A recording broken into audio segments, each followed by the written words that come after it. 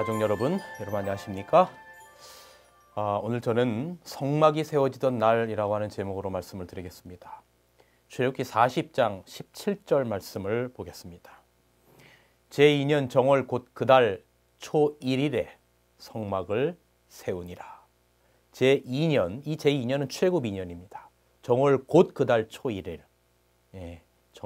성막을 세우니라. 여러분, 우리가 처음에 뭔가를 계획할 때 설레이잖아요. 매 해마다 연초에 올해는 꼭 뭔가를 해야 되겠다라고 큰 결심을 하지만 연말이 되면 지난 한 해를 돌이켜보면 초라한 자신의 모습을 보고 때로는 안타깝기도 합니다. 여러분, 출애굽기라고 하는 이 책은 이스라엘 백성들이 출애굽해서 출애굽기가 맞춰지는 그 출애굽할 때 그들이 이제 그 출애굽하는 그 날을 정월로 잡잖아요. 그렇죠? 그래서 그 이제 우리가 6월절에 시작이 되는데 정월, 출애굽하던 그 달을 정월로 잡았으니 해의 첫 달이 되는 거고, 그다음에 출애굽해서 3달쯤 지났을 때 그들이 시내산에 도착했고, 거기서 하나님의 큰 꿈을 이스라엘 백성들에게 반포합니다. 이스라엘 백성들이 그 출애굽할 때 그 달을 정월, 그러니까 1월이죠. 정월이라고 하고, 이 백성을 내 백성이라고 하나님께서 하시면서 큰 뜻을 품으셨습니다. 그러니까 그 출애굽하던 약 BC 1445년 그 해의 정월에 하나님께서 이스라엘 백성들을 출애굽시키시면서 큰 뜻을 품은 겁니다. 저렇게 19장 5절 6절에 이런 뜻을 하나님께서 품으셨어요. 세계가 다 내게 속하였나니 너희가 내 말을 잘 듣고 내 언약을 지키면 너희는 열국 중에서 내 소유가 되겠고 너희가 내게 대하여 제사장 나라가 되며 거룩한 백성이 되리라. 너는 이 말을 이스라엘 자손에게 고할지니라. 아니, 이 말씀을 전하니까 백성들의 반응이 팍팍 오잖아요. 출애굽기 19장 7절에 백성이 일제히 응답하여 가로되 여호와의 명하신 대로 우리가 다 행하리이다 그랬어요. 분위기 좋잖아요. 기분도 좋고.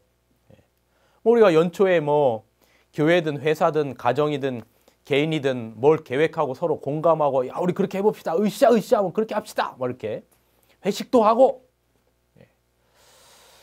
그렇게 하고 바로 20장에서 십계명도 주시고 출애굽기 21장 24장까지 율례도 주시고 가슴이 부풀었어요. 뭔가 되겠다. 야, 정말로 신난다. 연초의 계획처럼 말이죠. 이렇게 신나기 시작했는데 살다 보면 기대가 크면 그만큼 실망도 크잖아요. 뭔가 으쌰으쌰 하는데 맥 빠지게 만드는 일들이 꼭 우리의 삶 속에서도 있잖아요. 호사다마라고 했던가요? 이런 분위기 가운데 찬물을 확 끼얹는 사건이 벌어지는데, 그게 바로 전에 말씀드린, 제가 설교 가운데 출애굽기 32장 금송아지 사건을 말씀드린 것처럼 그 사건이 벌어지는 겁니다. 그래서 그 설교 영상도 아마 여러분 혹시 보셨을 텐데, 그 영상에 제가 말씀드린 것처럼 모세가 하나님께 중보기도 하잖아요. 출애굽기 32장 32절. 그러나 합의하시면 이제 그들의 죄를 사하여 주옵소서. 그렇지 않사오면 원컨대 주의 기록하신 책에서 내 이름을 지워버려 주옵소서. 그렇게 기도하잖아요. 인생의 굴곡이 있어요. 아마 제가 모세라면 그냥 다 포기해버릴 것 같은데 오히려 기도한단 말이죠. 정말 왼수 같은 백성들을 위한 기도 아닙니까? 어떻게 이런 일이 가능하겠습니까? 모세의 마음은 도대체 어떤 마음을 가지고 있었던 겁니까? 제 그 설교에서도 말씀드렸던 것처럼 예수님의 마음을 가지고 있었던 거죠. 그 한 명 한 명의 영혼의 고귀함, 생명의 귀중함을 알았던 거죠. 그 로고테라피라고 하는 정신의학적 치료 방법이 있습니다. 빈 의과대학 출신 정신과 전문의였던 빅토 프랑클이라고 하는 사람이 있었습니다. 그가 1944년 10월 19일 이 유대인 빅토 프랑클은 죽음의 수용소라고 불리는 아우슈비츠 수용소에서 수감돼서 의사가 아닌 수감자 신분으로 강제 노역을 하게 됩니다. 수용소 생활을 거치면서 그런 극단적인 상황 속에서 육체적으로 강한 사람만이 반드시 살아남는 것이 아니라는 사실을 알게 됐어요. 살아남느냐 아니면 죽느냐, 그 아우슈비츠 수용소의 그 고통스러운 현장 가운데 사느냐 죽느냐의 여부는 어떤 외적인 육체적인 부분보다도 당사자의 내적인 힘에 의한 것이라고 하는 것을 깨달아 알게 됐습니다. 그래서 그가 이제 나중에 그 아우슈비츠 수용소에서 나와서 로고테라피라고 하는 어떤 정신적인 치료법을 그가 개발을 하게 되지요. 그런데 그 내적인 힘이라고 하는 게 무엇인고 하면 삶의 의미를 찾는 거라는 겁니다. 여러분, 이 아우슈비츠 수용소와 같이 극단적인 상황 속에서 전혀 살아야 할 이유를 찾을 수 없는 그런 상황 가운데임에도 불구하고 내가 살아야 할 이유를 그 안에서도 찾은 사람들은 아우슈비츠 수용소에서도 많은 사람들이 생존했고 우울과 좌절이 만연한 그런 상황 속에서 있었던 심리를 가지고 있었던 사람들은 대부분 다 살지 못하고 죽었다고 하는 거예요.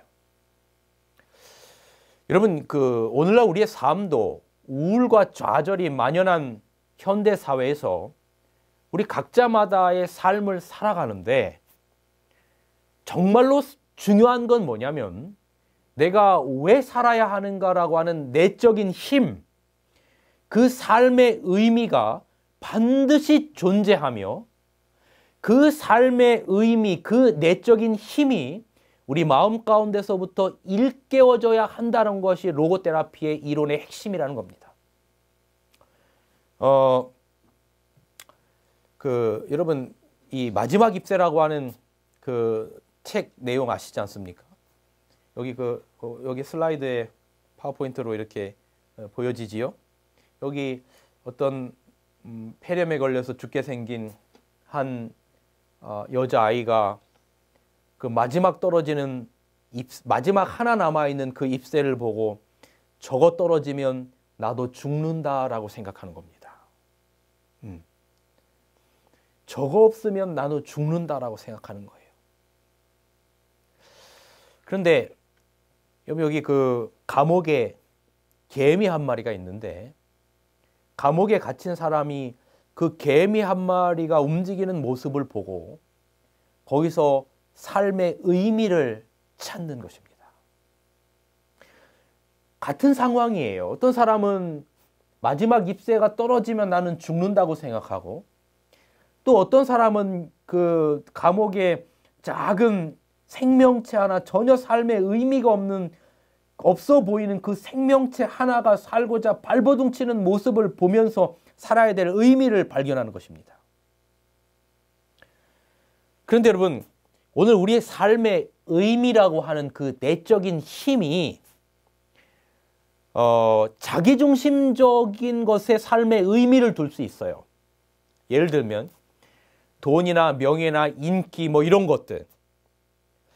그래서 이런 것을 추구하기 위하여 살아가는데 나의 삶의 의미를 두면 이런 것들은 그런 게 사라져버리면 돈이나 명예나 인기가 사라져버리면 삶의 의미가 사라져버려요. 이때 오는 것이 실존적 공허예요. 그냥 삶이 공허한 겁니다. 그래서 여러분, 유명한 연예인들이 인기를 확 얻었다가 그 인기가 사라지면 그 무대 뒤에 그 공허함, 인기 사라진 뒤에 공허함을 견디지 못해서 뭐 마약을 하거나 이런 경험들이 대단히 많은 것이죠. 이게 바로 자기의 삶의 의미를 자기중심적으로 두었을 때, 그런 것들이 사라졌을 때 오는 실존적 공허라고 하는 것입니다.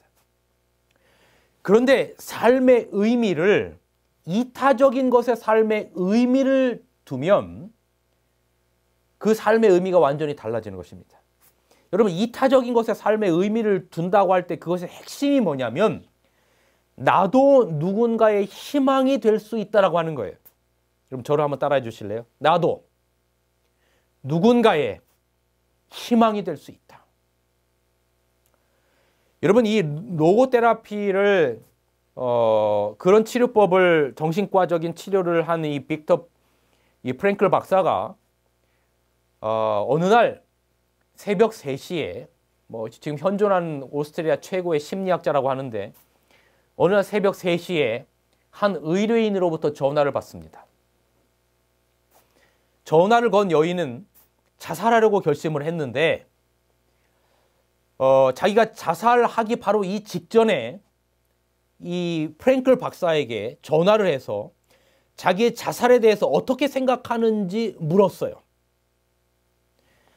이때 프랭클 박사는 자기가 알고 있는 지식을 총동원해서 생명은 소중한 것이며 절대로 자살하면 안 된다고 30분 동안 전화상으로 대화를 나눕니다. 그런데 놀랍게도 이 자살하려고 결심했던 이 여인이 이 프랭클 박사랑 30분 통화를 하고 난 다음에 자신의 생명을 버리지 않겠다고 결심하고 그로부터 얼마 후에 이 프랭클 박사의 병원에 찾아왔습니다. 그래서 이제 이 사람은 너무 이 마음 가운데 아주 프라이드가 생기는 거예요. 내가 상담을 정말로 잘해서 내가 지금 생각하고 있는 이 로고테라피 이론이 이 자살하려고 하는 여인을 살렸구나 라고 생각을 했어요. 그런데 이 여인이 찾아왔을 때 이 프랭클 박사의 그러한 자부심은 철저하게 다 무너져 버렸어요. 이 여인이 그 프랭클 박사에게 선생님, 내가 자살하지 않은 이유가 뭔지 아십니까? 내가 자살하지 않은 단 하나의 이유가 있었는데 그것은 바로 프랭클 박사님이 한밤중에 수면을 방해받았음에도 불구하고 그것에 대해서 화를 내지 않고 30분 동안이나 참을성 있게 그의 이야기를, 나의 이야기를 들어주었기 때문에 내가 자살하지 않고 살기로 결심한 겁니다 라고 말하는 거예요. 여러분, 우리가 누군가의 생명을 살리고 희망을 줄 수 있는 존재라고 하는 겁니다. 이 프랭클 박사처럼 어떤 의학적인 지식, 정신학적인 지식을 말하는 것이 아니라 그냥 남의 이야기를 들어주고 그 사람의 마음을 공감해 주는 것만으로도 누군가에게 희망을 줄 수 있는 존재가 될 수 있다라고 하는 것입니다. 이런 경험을 해본 사람은 내 안에서 어떤 이기적인 나만을 위한 욕구가 충족해서 삶의 의미가 생기는 게 아니라 남에게 희망을 줄 수 있는 존재가 된다라고 하는 그 내적인 힘이 오늘 우리를 살아가게 하는 가장 큰 힘이 된다라고 하는 것이죠. 여러분, 저는 바로 모세가 드린 이 중보 기도가 바로 이 로고테라피와 맥을 같이 한다고 봐요. 여기 이런 글이 있어요. 당신도 누군가의 희망이 되는 사람입니다. 혹 실패하고 절망에 빠졌더라도 당신을 알고 있는 사람을 떠올려 보세요. 그리고 용기를 내세요. 틀림없이 그들 중 누군가에 당신은 정말 희망이 되는 존재이기 때문입니다. 당신의 한마디 말과 작은 행동이 그 사람에게 커다란 힘이 될 수 있습니다.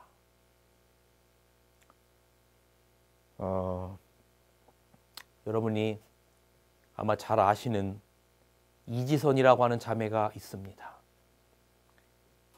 이화여대 유아교육과 4학년 재학 중이던 2000년 만취 운전자가 낸 7중 추돌 사고로 그녀는 얼굴을 포함한 전신 55%의 3도의 중화상을 입었어요. 수십 번의 그 끔찍한 고통의 이식수술, 그리고 그런 상황 가운데서도 마라톤 대회에 출전하며 많은 사람들에게 희망과 용기를 주는 그 이지선 자매, 그녀가 쓴 시 한 편을 읽어드립니다. 제목 전쟁. 인생은 고해입니다.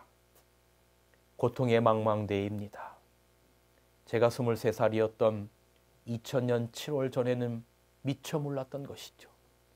삶은 전쟁터입니다. 매일매일 전쟁처럼 치러나가지 않으면 나는 이곳에서 사라져 버릴지도 모릅니다. 마음을 지키고 나를 지키고 사랑하는 이들을 지키며 그리고 주님이 허락하신 천국을 지키기 위해서는 순간순간의 어려운 유혹들을 지혜롭게 또 믿음으로 사수하여야 할 것들이 너무도 많은 그야말로 전쟁터 같은 곳입니다. 생각지도 못했던 일이 눈앞에서 터지기도 하고 절대 그런 일은 없을 거야 라고 말했던 것들이 너무나 자연스럽게 일어나기도 합니다. 그러나 전쟁터만큼 사람으로 하여금 살고 싶도록 만드는 곳이 없습니다. 이기고 싶은, 이겨내고야 말겠다는 전의로 불타게 하는 곳은 없습니다. 때때로 힘들다는 말조차 꺼내기가 무서울 만큼 마음이 힘들 때가 있지요. 그러나 내가 나를 포기하면 다 끝나버릴 것 같은 지겨운 싸움에서도 나를 포기하지 않는 이유가 있습니다.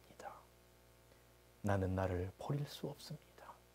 왜냐하면 나는 그분의 생명으로 산 나이기 때문입니다.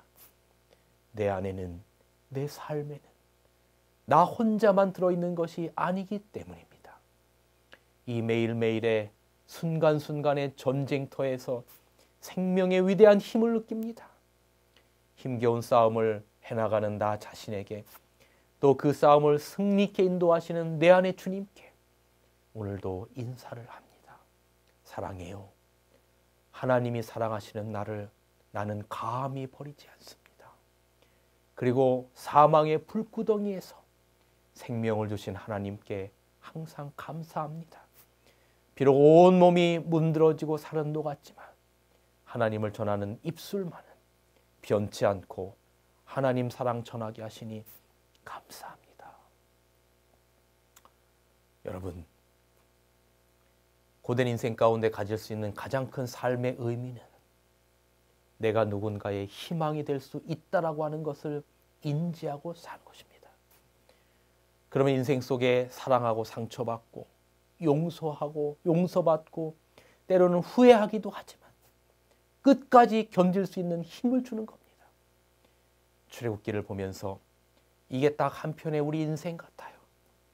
연초에 큰 기대 속에서 계획하고 살다 보면 실망하고 절망하고 죽을 죄도 짓고 그러다 시간이 나면서 상처가 아물어서 용서도 하고. 그런데 여러분, 기억해야 될 사실은 이런 과정 가운데 성소는 계속 지어져 가고 있는 겁니다. 다시 말하면 하나님의 뜻은 이루어져 가고 있다는 거예요. 이스라엘 백성들이 이렇게 가다가 드디어 한 해를 마무리하는 연말이 온 겁니다. BC 1445년 바로 그 연말이 온 거예요. 성소가 완성되었습니다. 여러분, 성소가 약 6개월 동안 세워졌어요.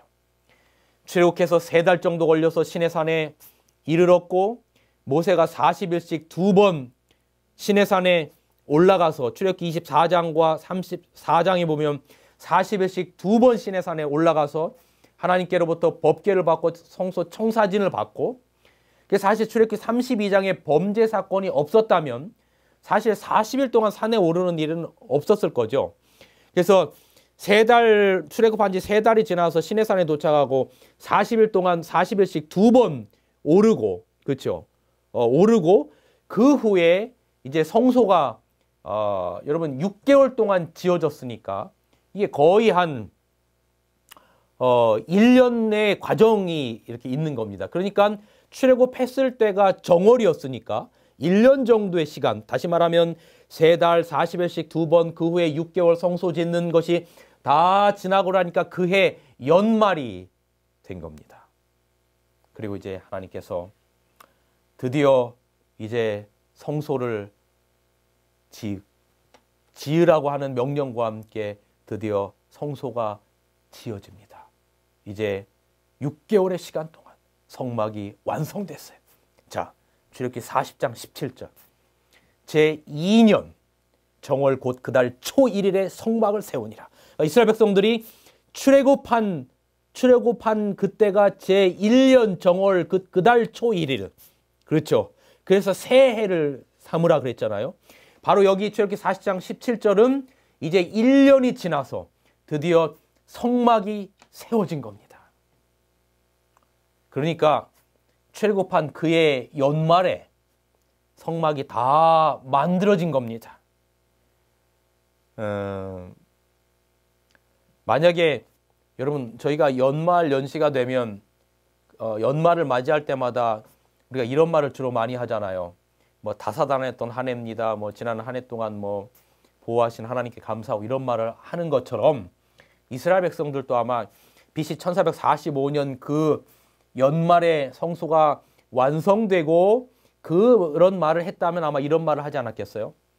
여러분 참 지난해는 다사다난했던 해입니다. 이렇게 430년간 종살이를 마치고 열재앙을 거쳐서 출애굽했고 출애굽할 때 홍해가 갈라지는 기적도 보았고 우리가 먹을 거로 불평하니까 만나와 메추라기도 주셨고 물로 불평하니까 반석에서 물도 나와 마시게 하셨고 시내산에서 언약도 맺었고 우리가 다 따르겠다고 해놓고서는 금송아지 만들어서 섬기고 하나님이 속상해서 다 죽이겠다고 하셨는데 모세가 중보기도해서 우리가 살아났고 이제 성막을 세우라고 하셔서 지난 6개월 동안 부살렐과 오홀리압을 중심으로 우리가 자원하여 제물을 넉넉히 드려서 드디어 다사다난했던 한 해를 마치고 마무리하게 되었습니다. 하나님의 은혜에 감사드립니다. 뭐 이런 말 하지 않았겠습니까? 이게 딱 우리 인생 같지 않습니까? 별일이 다 있어요. 그런데 뭐든지 끝이 좋아야 해요. 드디어 성막이 다 지어졌을 때 하나님의 영광이 성막에 충만했어요. 출애굽기 40장 34절서부터 보면 바로 그 성막이 다 완성되었을 때 하나님의 영화가 하나님의 영광이 구름 가운데 충만하게 성막에 임했어요. 멋지지 않습니까? 한 해의 끝을 또 새해를 하나님의 영광의 임재로 끝내는 겁니다. 여러분 저는 이게 우리 인생의 모습이 되었으면 좋겠어요. 한 해의 끝이 아니라 우리 인생의 끝에 하나님의 영광의 임재 가운데 마무리할 수 있기를 바라는 겁니다. 스데반의 마지막 모습이 비록 복음을 인하여 돌에 맞아 죽는 모습이었지만 하나님이 보호자를 여시고 하나님 우편에 앉아 계신 예수님의 영광을 보면서 죽는단 말이죠. 요즘 웰빙보다 웰다잉이 더 중요하다고 하는데 그게 세상에서 보는 기준과는 다르게 하나님의 영광의 임재로 한 해를 끝맺고 인생의 전체를 끝맺는다면 얼마나 좋겠습니까? 6개월 전 성소를 지으라는 명령을 하실 때 성소가 다 완공되면 속죄소 위 두 그룹 사이에서 하나님께서 말씀하시겠다고 하셨습니다. 출애굽기 25장 22절 속죄소의 곧 증거계 위에 있는 두 그룹 사이에서 내가 이스라엘 자손을 위하여 내게 명할 모든 일을 이르리라. 그런데 여러분 주목해야 될 대단히 중요한 부분이 있어요. 성소가 세워지던 날 바로 제사가 있었다는 겁니다. 29절 또 회막의 성막문 앞에 번제와 소제를 그 위에 드리니 여호와께서 모세에게 명하신 대로 되니라. 성소가 세워지던 날 양이 죽었어요. 번제가 드려졌어요. 여러분 이것이 뭘 표상하는지 아시죠? 성소의 원형이신 예수님께서 갈보리 언덕에 그분의 몸을 세우신 것입니다. 번제와 소제를 드린 것은 예수님의 살과 피를 들이신 것을 표상하는 거예요. 근데 궁금하죠? 왜 성소가 세워지던 날 어린 양이 죽었을까요? 출애굽기 19장에서 이스라엘을 출애굽시키고 그들과 언약을 맺으셨어요. 그러나 언약을 맺기 전부터 자주 원망하고 불평하는 이 백성들, 심지어는 시내산 언약을 맺는 순간조차도 금송아지를 숭배하며 죄를 짓는 이 백성들, 여러분 이쯤 하면 제기되는 문제가 있습니다. 과연 근본적으로 목이 곧은 이 백성들이 하나님과의 언약을 지켜낼 수 있느냐 하는 것입니다. 율법을 어기면 사망이잖아요. 그래서 이들의 죄 문제, 앞으로 있을 죄 문제를 해결하지 않으면 이들 모두는 죽을 수밖에 없는 것입니다. 사랑의 하나님께서는 이 죄 문제를 해결하시려 은혜의 길을 주셨는데 그것이 바로 희생제사 제도인 것입니다. 양의 피를 속죄소 위에 뿌리는 것입니다. 바로 거기서 용서의 은혜가 강수처럼 흐르는 겁니다. 언약궤 속의 공의와 거룩한 율법으로 죽을 수밖에 없는 죄인들에게 속죄소의 은혜가 폭포수처럼 흐르는 것입니다. 앞으로 성소에서 흐를 생축의 엄청난 피는 바로 은혜의 강수를 나타내는 것입니다. 우리가 아는 것처럼 이것이 바로 이때로부터 1500년 후 갈보리 언덕의 은혜의 폭포에서 하나님의 아들의 희생을 통해서 절정을 이룹니다. 이 세상 모든 죄인들에게 부어질 하나님의 은혜의 물줄기가 세상 역사를 뒤엎습니다. 거기로부터 나오는 그 장엄하고 아름다운 음성은 이것입니다. 아버지여, 저들을 사하여 주옵소서. 자, 다시 정리합시다. 출애굽 역사가 BC 1445년경입니다. 그의 첫 시작을 출애굽으로 했어요. 양의 피를 바르고 그리고 그 1년 동안 정말로 다사다난했어요.